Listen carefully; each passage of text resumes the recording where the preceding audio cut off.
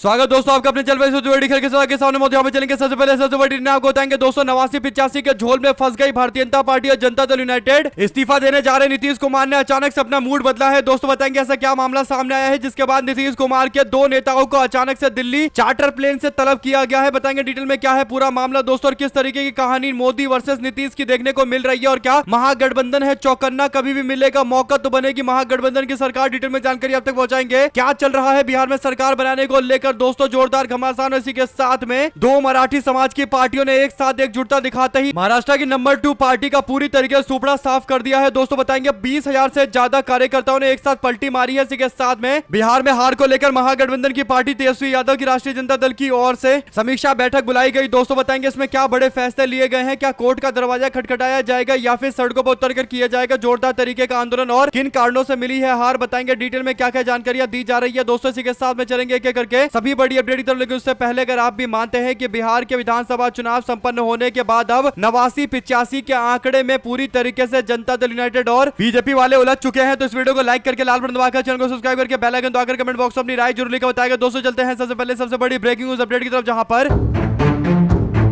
2020 के विधानसभा चुनाव में दोस्तों आंकड़े कुछ इस प्रकार से, जहां पर भारतीय जनता पार्टी को 77 सीटें मिली हुई थी दोस्तों, और जनता दल यूनाइटेड के पास 40 के आसपास की सीटें थी, और इसी तरीके से महागठबंधन का कुल मिलाकर 115 के आसपास का आंकड़ा था। तो महागठबंधन की पार्टी तो बीजेपी के साथ में जाती नहीं दोस्तों। तो पिछली बार 2020 के चुनाव में बेशक भारतीय जनता पार्टी राज्य के अंदर सबसे बड़ी पार्टी बनकर उभरी थी दोस्तों, इसके बावजूद भारतीय जनता पार्टी अपना मुख्यमंत्री इसलिए नहीं बना पाई क्योंकि नीतीश कुमार से इतर उन्होंने कोई भी विकल्प देखा तो कहीं भी दूर दूर तक वो 100 के आंकड़ों के आसपास नहीं आ रहे थे। यानी बीजेपी सबसे बड़ी पार्टी बन गई थी, लेकिन इसके बावजूद अपना मुख्यमंत्री नहीं बना पाई क्योंकि हिम्मत नहीं थी, आंकड़े नहीं थे। लेकिन इस बार 89 और 85 के आंकड़े में पूरी तरीके से जबरदस्त खेला हो गया है दोस्तों। यानी भारतीय जनता पार्टी के पास इस बार इतना आंकड़ा है कि बीजेपी चाहे तो जुगाड़ से सरकार बना सकती है, यानी बिना नीतीश कुमार के समर्थन के भी भाजपा इस बार सरकार बना सकती है दोस्तों। ऐसे में जो बीजेपी का आंकड़ा है वो 89 सीटों का है, उसके साथ में 19 सीट जो पूरी तरीके से मोदी के हनुमान चिराग पासवान का तय है दोस्तों। ऐसे में दोनों को मिलाकर आंकड़ा 108 हो जाता है। इसके बाद 14 और विधायकों के समर्थन की जरूरत पड़ती है दोस्तों। ऐसे में भारतीय जनता पार्टी अपना विधायक बना सकती है। इसी आंकड़े को लेकर पूरी तरीके से पेज फंसा हुआ है। बीजेपी इस बार मौका नहीं छोड़ना चाहती है। इसके लिए सबसे जरूरी है कि नीतीश कुमार को पहले पोस्ट से हटाया जाए, और नीतीश कुमार को इसकी भनक लग गई। दरअसल दोस्तों हुआ यह कि बीते दिन नीतीश कुमार राज्य भवन में जा रहे थे अपना इस्तीफा देने के लिए। राज्यपाल के भवन में जब जाने के लिए निकले तो अचानक से उनको पता चला कि आखिर भारतीय जनता पार्टी ने अभी तक अपने विधायकों से नीतीश कुमार को अगला मुख्यमंत्री मानेंगे, अगला मुख्यमंत्री मानते हैं, ये घोषणा क्यों नहीं करवाई। इसके बाद उन्होंने फैसला लिया कि जब तक आधिकारिक तौर पर नीतीश कुमार के नाम का ऐलान नहीं कर दिया जाता, नीतीश कुमार अपना इस्तीफा नहीं देंगे दोस्तों। यानी मोदी और शाह जो दिमाग लगा रहे थे नीतीश कुमार ने, उसका तोड़ निकालने का फैसला लिया और इस्तीफा देने के लिए पहुंचे नीतीश कुमार ने। राज्यपाल को इस्तीफा तो सौंप दिया, लेकिन इस्तीफे की डेट उन्होंने 19 तारीख की डाल दी है, यानी आज 18 तारीख है दोस्तों। और आज विधायक दल की एनडीए गठबंधन की बैठक होने वाली है, जहां पर नेता तय किया जाएगा कि किसको अगला मुख्यमंत्री बनाया जाएगा, और इसके बाद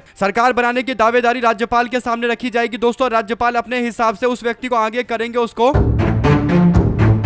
मुख्यमंत्री के पद पर नियुक्त कर देंगे जिसको वो चाहते हैं, और राज्यपाल का ये खुद का पावर होता है दोस्तों, और उसके बोल सकते हैं कि तुम्हें 6 महीने के अंदर अपना मेजोरिटी साबित करना है। इस पूरे मामले पर एक बात तय हो गई है दोस्तों की नीतीश कुमार कोई रिस्क नहीं लेना चाहते। नीतीश कुमार पहले जो प्लान कर रहे थे उसके अनुसार वो 17 तारीख को अपना इस्तीफा दे देते बीते दिन, लेकिन अगर ऐसा कर देते तो राज्यपाल को अचानक से किसी व्यक्ति को मुख्यमंत्री पद पर नियुक्त करना पड़ता, और हो सकता है कि वो बीजेपी के किसी नेता को मुख्यमंत्री के पद पर नियुक्त कर देते, और तभी पूरा खेला हो जाता और नीतीश कुमार मुंह ताकते रह जाते दोस्तों। लेकिन नीतीश कुमार भी ऐसे नेता है जो 2 कदम आगे चलते हैं, और इसीलिए मोदी और शाह पर उनको शक था, इसीलिए उन्होंने फैसला लिया कि 19 तारीख को अपना इस्तीफा देंगे। यानी 18 तारीख को आज विधायक दल की बैठक होगी, औपचारिक तौर पर नीतीश के नाम का ऐलान कर दिया जाएगा। तो फिर तो जनता के सामने बातें चली जाएगी, तो फिर नीतीश का साथ देना ही पड़ेगा। 20 तारीख को शपथ नीतीश कुमार का ही होगा। और इस पूरे मामले पर घमासान इतना ज्यादा बढ़ गया दोस्तों की रात होते होते खबर सामने आती है कि नीतीश कुमार को पोस्ट से हटाने के जुगाड़ में लगे 2 नेता, जिसमें एक ललन सिंह का नाम है और दूसरा संजय झा का नाम है। ये दोनों के दोनों अमित शाह के द्वारा दिल्ली तलब किए जाते हैं दोस्तों। खबर यह है कि शाम को पटना से फ्लाइट होने के बावजूद दिल्ली जाने के लिए इन दोनों नेताओं का स्पेशल चार्टर प्लेन भेजा गया है, और यह चार्टर प्लेन मोदी और शाह के द्वारा भेजा गया है दोस्तों। यानी बिहार के अंदर चुनाव के नतीजे आने के बाद अब 89-85 के आंकड़े में जमकर रस्साकसी चल रही है, और ऐसे में नीतीश कुमार के करीबी नेता जो भारतीय जनता पार्टी के लिए कहीं ना कहीं बैटिंग करते हैं, ऐसे दोनों नेता संजय झा और ललन सिंह को दिल्ली तलब किया गया है, वो भी चार्टर प्लेन से दोस्तों। अगर आप भी मानते हैं कि ये इस बात की वानगी है कि अभी सरकार बनाने को लेकर जमकर रस्साकसी चल रही है, अगर आप भी मानते हैं दोस्तों नीतीश कुमार ने एकदम सही किया, 17 तारीख को इस्तीफा देने की जगह 19 तारीख वाला इस्तीफा देकर आए हैं। अगर आप भी इस बात का समर्थन करते हैं तो लिखिएगा जरूर, क्योंकि नीतीश कुमार के ना तो सोशल मीडिया हैंडल ना ही जनता दल यूनाइटेड के सोशल मीडिया पर कहीं कोई तस्वीर जारी की गई है और दावा किया गया है कि नीतीश कुमार इस्तीफा दे चुके हैं। आप लोग अपनी राय जरूर लिखकर बताएगा दोस्तों, ज्यादा से ज्यादा वीडियो को शेयर कीजिएगा। चलते हैं एक और बिग न्यूज अपडेट की तरफ, जहां पर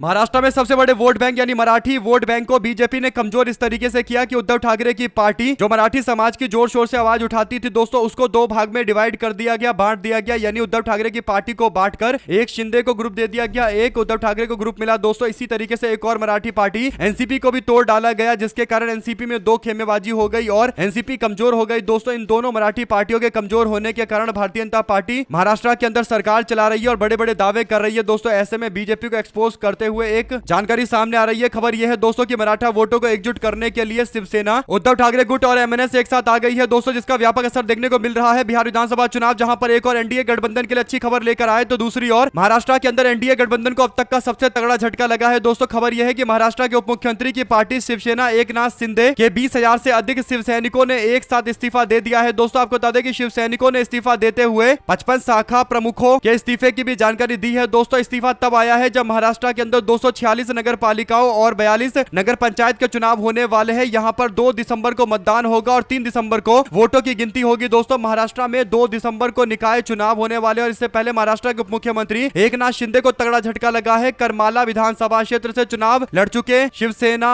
के दिग्गज नेता दिग्विजय बागल ने खुद तो इस्तीफा दिया ही, इसके साथ में 20,000 शिव सैनिकों के इस्तीफे दिलवाए गए। 55 शाखा प्रमुखों ने भी पार्टी से इस्तीफा दे दिया। दिग्विजय के इस कदम को 2 दिसंबर को होने वाले निकाय चुनाव में पार्टी को भारी खामियाजा उठाना पड़ सकता है दोस्तों। कुल मिलाकर ऐसा इसलिए हो रहा है क्योंकि मराठा समाज के लोग अब मानते हैं कि शिवसेना एकनाथ शिंदे गुट जो था वो केवल और केवल अमित शाह और देवेंद्र फडणवीस की साजिश के तहत बनाया गया था, ताकि मराठी वोटों को डिवाइड किया जाए, उसमें फूट डाला जाए, इसका फायदा बीजेपी को मिले। और यही बड़ा कारण है कि भारतीय जनता पार्टी महाराष्ट्र के अंदर राज कर रही है दोस्तों। ऐसे में अगर आप भी मानते हैं कि महाराष्ट्र के अंदर अब वापस से ठाकरे बंधुओं का उदय होने जा रहा है जिसे कोई नहीं रोक सकता, तो लिखकर जरूर बताएगा दोस्तों। अगर आप भी मानते हैं कि धीरे धीरे करके शिंदे की पार्टी पूरी तरीके से समाप्त हो जाएगी तो लिखकर जरूर बताएगा। चलते हैं एक और बड़ी अपडेट की तरफ, जहां पर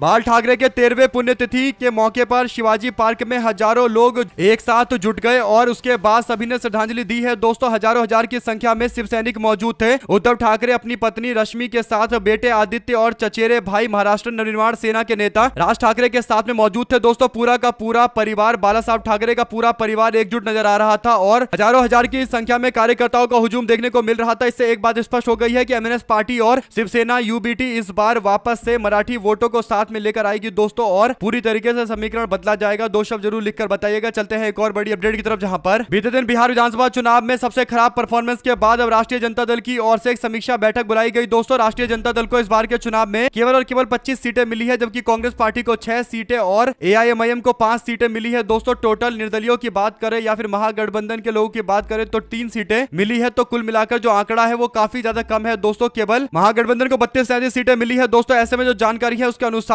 हार की समीक्षा बैठक बुलाई गई, जिसमें सारे वरिष्ठ नेता मौजूद रहे। लालू यादव, राबड़ी देवी भी मौजूद थे दोस्तों। और यहाँ पर जो कुछ बड़े अहम फैसले लिए गए वो कुछ इस प्रकार है, जहां पर अब तेजस्वी यादव को पहले नेता प्रतिपक्ष चुन लिया गया दोस्तों सभी विधायकों के द्वारा। उसके बाद मीटिंग में आरजेडी के सुप्रीमो लालू यादव, राबड़ी देवी, मीसा भारती प्रदेश के पूर्व अध्यक्ष जगदानंद सिंह मौजूद रहे। बाहुबली नेता सूरज भान भी मौजूद थे दोस्तों। आरजेडी के नेता रामानुज यादव ने बताया कि मीटिंग में मैन टू मैन टॉक हुआ, यानी सभी से बातचीत किया गया, जो जीत कर आया उससे भी और जो हार कर आया उससे भी, और पूछा गया कि आखिर हार और जीत का क्या कारण था। अलग अलग तरीके की राय दी गई दोस्तों। लेकिन एक बात जो सबने स्पष्ट कर दी वो ये कि ईवीएम में कुछ ना कुछ बड़ा खेला हुआ है। इसके बाद दोस्तों कोशिश की जा रही है कि अब सुप्रीम कोर्ट या फिर हाई कोर्ट का दरवाजा खटखटाया जाए और चुनाव की पूरी प्रक्रिया के साथ साथ चुनाव में तमाम तरीके के कहां पर झोल किया गया होगा उन सभी की शिकायत करने की तैयारी चल रही है दोस्तों। जो भी जानकारी इससे जुड़ी आती रहेगी आप लगातार अपडेट पहुंचाते रहेंगे। चलते हैं एक और बिग न्यूज अपडेट की तरफ, जहां पर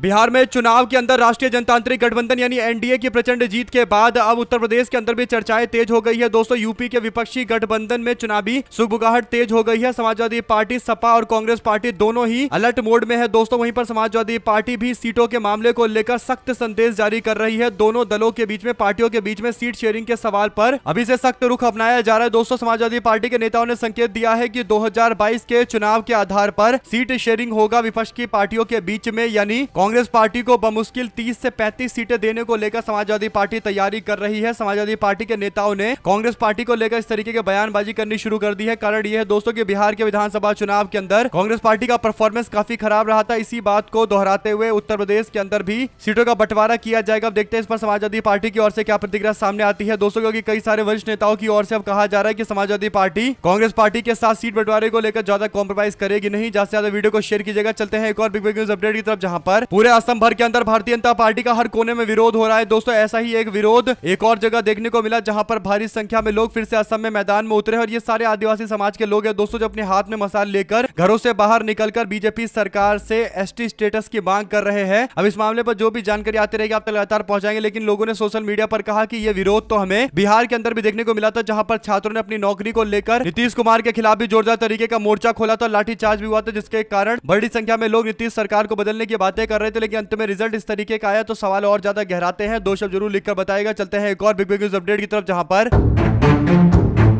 नीतीश की अगली सरकार अगर बनती है बिहार के अंदर, यानी दोस्तों अगर नीतीश कुमार एनडीए गठबंधन के अगले मुख्यमंत्री होते हैं तो फिर उप मुख्यमंत्री कौन होगा, इसे लेकर तरह तरह की तैयारियां चल रही है, चर्चाएं चल रही है दोस्तों। सबसे बड़ी बात यह है कि पिछली बार ज्यादा बड़ी पार्टी होने के बावजूद भारतीय जनता पार्टी ने मुख्यमंत्री का पोस्ट तो नीतीश कुमार को दे दिया, लेकिन दो उप मुख्यमंत्री बना दिए भारतीय जनता पार्टी ने। इसके कारण नीतीश कुमार पर जोरदार तरीके का दबाव रहा दोस्तों, और भारतीय जनता पार्टी के दबाव में ही नीतीश कुमार को सरकार चलाना पड़ा। लेकिन अब नीतीश नहीं चाहते हैं कि उनके साथ में कोई ज्यादा उप मुख्यमंत्री काम करे, इसीलिए अब भारतीय जनता पार्टी को केवल एक व्यक्ति को उप मुख्यमंत्री बनाने का मौका दे रही है जनता दल यूनाइटेड। लेकिन दोस्तों एक और बड़ी बात है कि अब चिराग पासवान को कुछ बड़ी जिम्मेदारी देने को लेकर चर्चा चल रही है दोस्तों। कई लोग मानते हैं कि चिराग पासवान अब उप मुख्यमंत्री पोस्ट की दावेदारी कर रहे हैं। ऐसे में क्या नीतीश कुमार दो उप मुख्यमंत्री भारतीय जनता पार्टी का और एक चिराग पासवान को लेकर साथ में घूमेंगे या फिर इसका विरोध करेंगे? जो भी जानकारी इससे जुड़ी आती रहेगी दोस्तों आप तक लगातार पहुंचाते रहेंगे। चलते हैं एक और बिग न्यूज अपडेट की तरफ, जहां पर तमाम तरीके के दबाव के बावजूद चिराग पासवान के लिए स्थिति अभी सही दिखाई नहीं दे रही है। साथ साथ दिल्ली ब्लास्ट के 3 मुस्लिम डॉक्टर सहित 4 लोग एनआईए ने रिहा कर दिए दोस्तों। इस पर अब कोई मीडिया में खबरें नहीं चल रही है, जो लगातार मुस्लिम समाज के लोगों को लेकर सवाल खड़ा कर रहे थे। दरअसल पूरी अपडेट कुछ इस प्रकार है, जहां पर एनआईए ने दिल्ली के रेड फोर्ट ब्लास्ट केस मामले में पूछताछ के लिए 3 डॉक्टर समेत 4 लोगों को ठोस सबूत साक्ष्य के रूप में मजबूत तौर पर नहीं मिलने के कारण उनको छोड़ दिया है दोस्तों। इसमें doctor Rehan, doctor Mohammad, doctor Mustaqeem और फर्टिलाइजर डीलर दिनेश सिंघला का नाम बताया जा रहा है, जिनसे 3 दिन तक लगातार पूछताछ की गई दोस्तों। एजेंसी ने कहा कि मुख्य आरोपी डॉक्टर उमर उन नबी का इन लोगों के साथ में कोई खास संबंध नहीं था, शक हुआ था, इसीलिए इस पूरे मामले पर जांच पड़ताल की गई। कुल मिलाकर दोस्तों कई सारे लोगों को गिरफ्तार किया जाता है, खासकर मुस्लिम समाज के लोगों को गिरफ्तार किया जा रहा है, तो उसको लेकर मीडिया में लगातार खबरें चल रही है। लेकिन जब बताया जाता है कि अब वापसी हो गई है, यानी जांच पड़ताल खत्म होने के बाद कुछ नहीं पाया गया तो छोड़ दिया गया, तब मीडिया वाले काफी कोताही बरतते हैं लिखने के लिए। इससे पता चलता है दोस्तों कि मुस्लिम समाज को लेकर खासकर जो इस तरीके के मामले होते हैं, जब कभी कहीं ब्लास्ट हो जाता है या फिर आतंकवादी गतिविधियां होती है, तो उसमें जानबूझकर मुस्लिम समाज के लोगों को लेकर उल्टी सीधी बातें फैलाई जाती है दोस्तों। 2 शब्द जरूर लिखकर बताइएगा। चलते हैं एक और बड़ी अपडेट की तरफ, जिसमें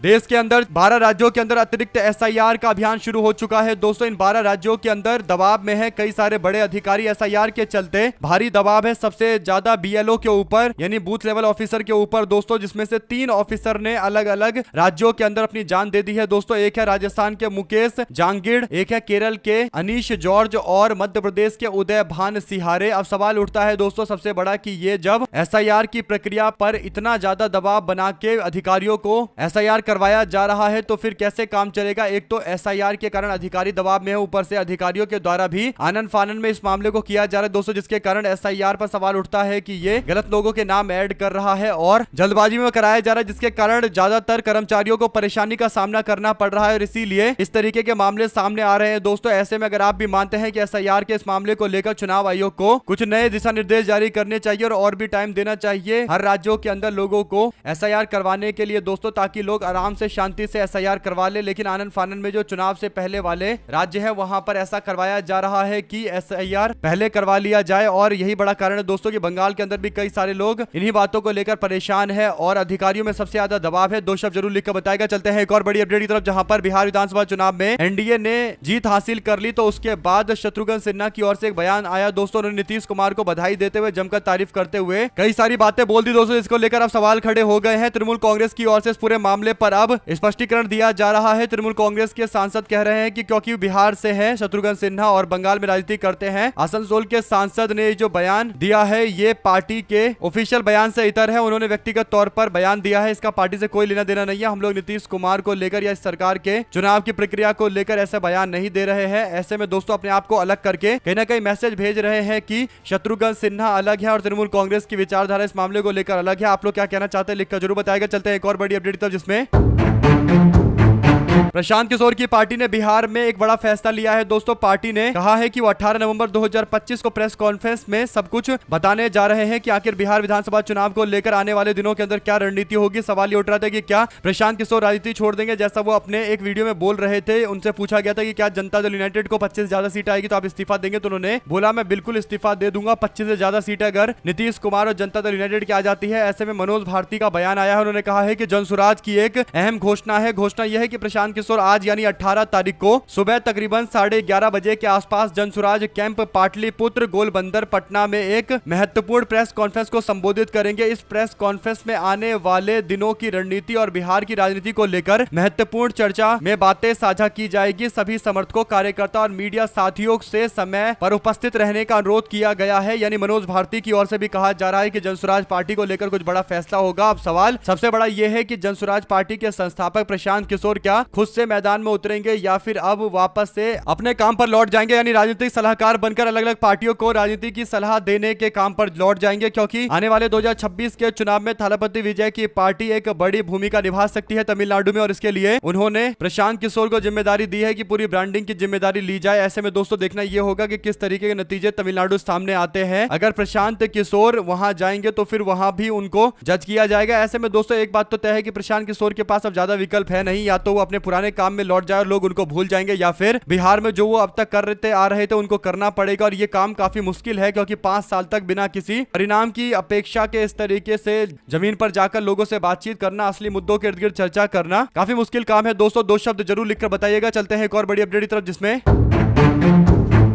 राहुल गांधी ने हरियाणा को लेकर जो बड़ा दावा किया था। दोस्तों एक प्रेस कॉन्फ्रेंस राहुल गांधी ने की थी, आपको याद होगा। इस पर चीफ इलेक्टोरल ऑफिसर हरियाणा ने कहा था कि जल्द राहुल गांधी के द्वारा जो प्रेस कॉन्फ्रेंस करते हुए सबूत दिखाने की बात कही गई है और आरोप मढ़ा गया है, इस पर जवाब दिया जाएगा। यानी पूरी तैयारी के साथ chief electoral officer CEO Haryana आएंगे, प्रेस कॉन्फ्रेंस करेंगे, लेकिन लोग तब से लगातार वेट कर रहे हैं। दोस्तों कुछ नहीं हो पाया और कांग्रेस पार्टी केरला की ओर से तो तंज कसा गया। कांग्रेस पार्टी केरला ने कह दिया कि क्या आप लोगों को अभी तक कोई स्क्रिप्ट नहीं मिला भारतीय जनता पार्टी के आईटी सेल के द्वारा कि अभी तक आपने कोई जवाब नहीं दिया। लोग इंतजार ही कर रहे हैं दोस्तों कि कब जवाब आएगा। और पिछली बार जो प्रेस कॉन्फ्रेंस करते हुए जवाब देने की कोशिश की गई थी तो उल्टा ही मामला पड़ गया था, इसीलिए कहीं ना कहीं जवाब देने से बचने की कोशिश की जा रही है। लेकिन कब तक बचेंगे? राहुल गांधी एक और बंडल के साथ वापस आएंगे दोस्तों, सबूतों के साथ, और फिर जब सवाल पूछेंगे तो फिर तो जवाब देना ही पड़ेगा, और ज्यादा बचने की कोशिश करेंगे तो बच नहीं पाएंगे। और डिबेट डिस्कशन अब जल्द ही शुरू होने वाला है। दोस्तों 2 शब्द जरूर लिखकर बताएगा इस पूरे मामले पर। चलते हैं एक और बड़ी अपडेट की तरफ, जिसमें भारतीय जनता पार्टी सरकार के पेट्रोलियम मिनिस्टर हरदीप सिंह पुरी ने एक जानकारी देते हुए कहा कि ऐतिहासिक फैसला लिया है भाजपा की सरकार ने और दुनिया भर के अंदर एलपीजी मार्केट के लिए सबसे ज्यादा उपयुक्त और दुनिया की सबसे बड़ी fastest growing LPG market United state के अंदर ओपन हो रही है। यानी भारत ने फैसला लिया है कि वो अमेरिका से एलपीजी मंगवाएगा और रूस से जो पेट्रोल मंगाया जाता था दोस्तों उसको कट कर दिया गया है, लगभग खत्म करने की स्थिति में पहुंचा दिया गया है और अमेरिका के साथ डील किया जा रहा है। आप लोग जानते हैं ऐसा क्यों किया जा रहा है? क्योंकि ट्रंप बार बार भारत पर दबाव बना रहा था दोस्तों, इसीलिए भारत के ऊपर उसने टैरिफ लगाया था। वो चाहता था कि रसिया से जो भारत तेल खरीदता है उस पर रोक लगनी चाहिए। और बीजेपी की सरकार दावा कर रही थी, खासकर जो भाजपा के समर्थक है वो दावा कर रहे थे कि उनकी सरकार झुकेगी नहीं, नरेंद्र मोदी झुकेंगे नहीं। लेकिन हकीकत यह है दोस्तों कि आज रूस से आने वाले तेल की कटौती की गई है, यानी रूस से अब तेल कम भारत आ रहा है, धीरे धीरे करके लगभग खत्म होने की स्थिति में आ जाएगा दोस्तों। और अमेरिका के साथ में एलपीजी का ट्रेड शुरू हो चुका है। अगर आप भी मानते हैं कि ये एक नया जुमला है भारतीय जनता पार्टी के लोगों का दोस्तों, एक और कहते हैं कि अमेरिका के आगे भारत कभी नहीं झुकेगा, खासकर मोदी सरकार नहीं झुकेगी। और हकीकत यह है कि अमेरिका के दबाव में आकर अब रूस से तेल कम कर दिया गया है खरीदना और धीरे धीरे करके समाप्ति की ओर ले जा रहे हैं, जबकि अमेरिका के साथ डील कर रहे हैं, एलपीजी खरीदेंगे अमेरिका से। 2 शब्द जरूर लिखकर बताएगा दोस्तों इस तरीके की जो विदेश नीति है, अगर आप भी मानते हैं कि भाजपा की सबसे फ्लॉप,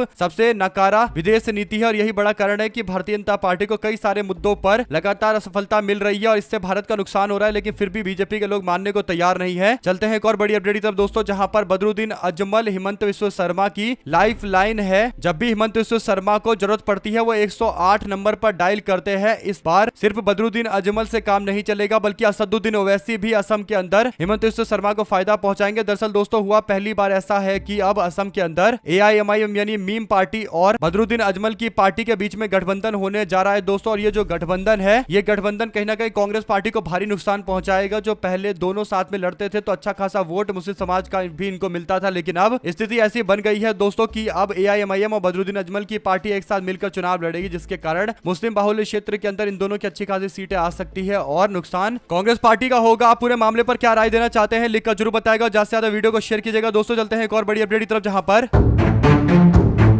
परबत्ता सीट से विधानसभा चुनाव मैदान में उतरे संजीव कुमार ने आरजेडी के नेताओं से जाकर मुलाकात की दोस्तों। और हार को लेकर समीक्षा के बाद उन्होंने मीडिया से बात करते हुए कहा कि ईवीएम में गड़बड़ी के कारण ये नतीजे सामने आए हैं। हम लोग सबूतों के साथ कोर्ट का दरवाजा खटखटाएंगे। साथ ही उन्होंने दावा किया है कि 1,80,00,000 आरजेडी को वोट मिले थे। इसके बावजूद आरजेडी को हार का सामना करना पड़ा। ये तभी हो सकता है जब बड़े घपलेबाजी किए गए हैं। अब देखते हैं कोर्ट का दरवाजा खटखटाने का जो उन्होंने दावा किया है दोस्तों कब याचिका दाखिल की जाती है। साथ साथ कांग्रेस पार्टी आज गुवाहाटी के अंदर दिवंगत संगीतकार और लेजेंड कहे जाने वाले जुबिन गर्ग के जयंती के अवसर पर एक विशेष संगीत कार्यक्रम का आयोजन करने जा रही है। असम कांग्रेस के अध्यक्ष गौरव गोगोई ने इसकी तैयारी का जायजा लिया है दोस्तों। जुबिन गर्ग के मामले को लेकर भारतीय जनता पार्टी बैकफुट पर है और इसीलिए लगातार कांग्रेस पार्टी कोशिश कर रही है कि लोगों के बीच में जुबिन की याद को और ज्यादा ताजा किया जाए। आने वाले चुनाव में जुबिन एक बहुत बड़ा फैक्टर बनकर उभरेंगे दोस्तों। हमारे साथ लगातार जुड़े दोस्तों का बहुत बहुत धन्यवाद। आप लोग देख रहे थे आपको अपना चैनल जय हिंद जवाहर। ज्यादा से ज्यादा वीडियो को शेयर कीजिए।